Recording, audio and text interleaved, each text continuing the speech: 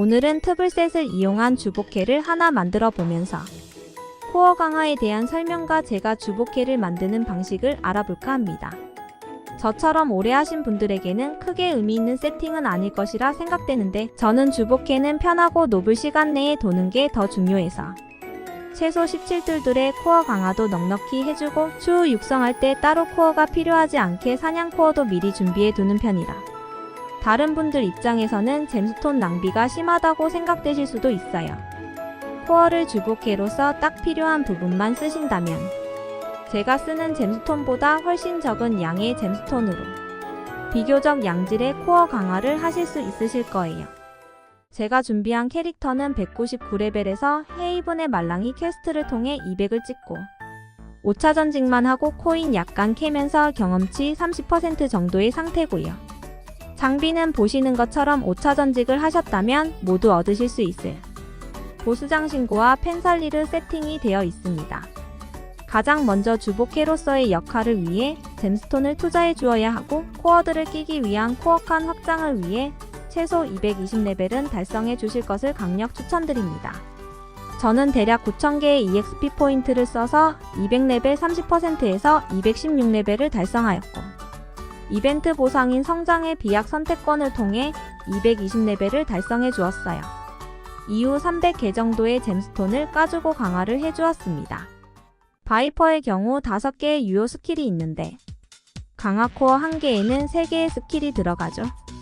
남은 자리에 그나마 쓸만한 스킬인 스크류 펀치를 넣어서 이중 4코로 강화하는 게 본캐 바이퍼의 코어 강화예요.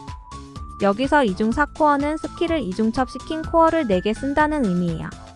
예를 들면 A부터 F까지의 스킬을 쓰는 직업일 때 A와 B의 C 코어 1, B와 C의 A 코어 2 이런 식으로 각각 A, B, C가 이중첩된 코어가 2개죠. 이게 이중 2코예요.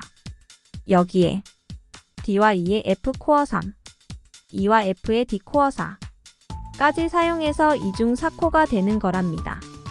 같은 방식으로 3중 3코라면 A와 B의 C 코어 1, B와 C의 A 코어 2, C와 A의 B 코어 3 이런 식으로 A, B, C가 3중 첩된 코어가 3개라서 3중 3코라고 불립니다. 아무튼 다시 바이퍼로 넘어가서 바이퍼의 유효 스킬은 C 서펜트 인레이지 서펜트 어설트 인레이지 트위스트 인레이지 전함 노틸러스 C 서펜트 버스트 서펜트 어설트 훅 본버 이렇게 5가지의 스킬이 유효이고 아까 말씀드렸듯이 1개의 스킬을 그나마 유의미한 스크류 펀치 스킬을 넣는다고 합니다. 저는 이 중에서 보스전에서는 사용하지 않는 훅 본버와 스크류 펀치를 뺀 4가지 스킬을 3중 4코로 강화했어요.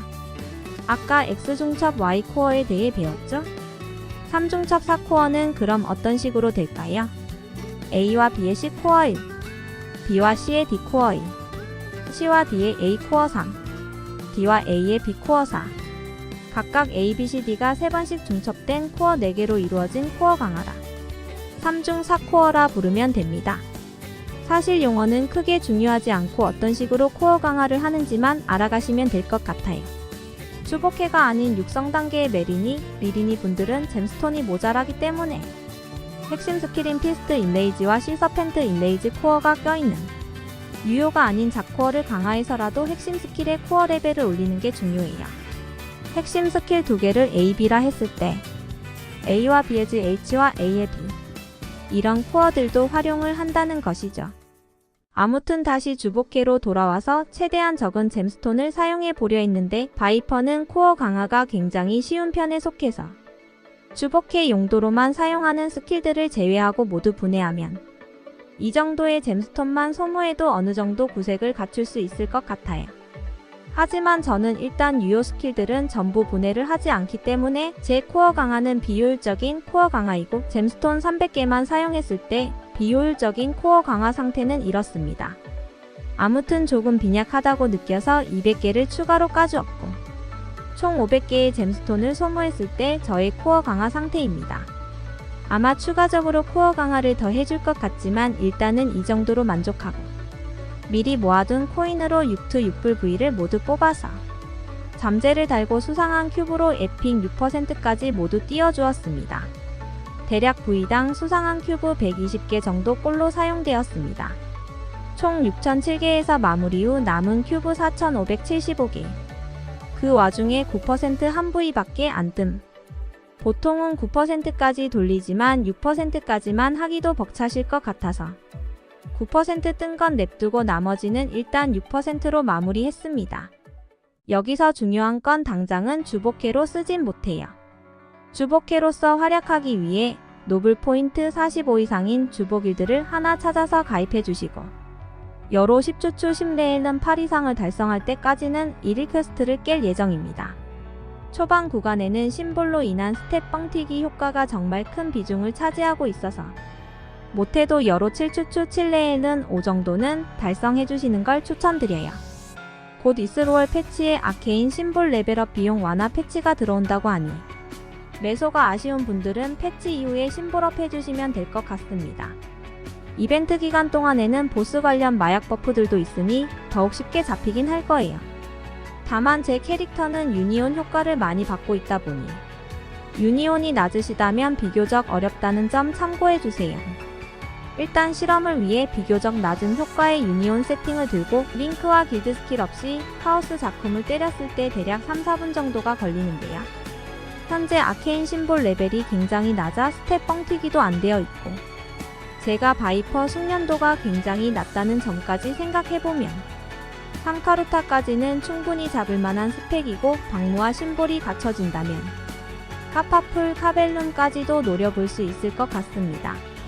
실제로 위처럼 유니온 링크 노블 없이 파플라투스를 때려본 결과 대략 25분, 30분 정도 사이로 잡힐 만한 견적이 나왔어요. 이후 세팅을 점점 업그레이드 하면서 스데미 도리까지 확실한 주복캐로서의 역할을 충분히 수행할 수 있을 것 같습니다. 저는 이 세팅을 딱 처음 스데미 격파하고 앱솔 맞추는 시기를 앞당겨주는 세팅 정도로만 생각하고 있어요. 일단 주복캐는 장비도 중요하지만 결국 본캐의 코어 강화가 여유가 돼서 잼스톤을 부캐에 투자할 수 있을 때 하나씩 늘려가는 게 좋아요. 사실 이번 이벤트는 리리니 분들이 주복캐 늘리기에 좋은 이벤트는 아니라 생각해요. 하지만 그래도 이벤트 없이 만드는 것보단 코인샵 잼스톤 등을 활용하고 마약 버프가 있을 때가 훨씬 낫겠죠? 이번 이벤트에서만 가능한 트블 세팅 같은 것을 활용할 수 있는 점도 있고요. 이번 영상은 여기서 마무리하고 다음 시간에는 심볼을 조금 올리고 카오스 루타비스 입장 제한인 노멀 루타비스 5회씩 격파한 후에 보스들 클리어 타임을 보도록 해볼게요. 이에 관련해서 궁금하신 내용 댓글로 달아주세요. 오늘도 시청해주셔서 감사합니다.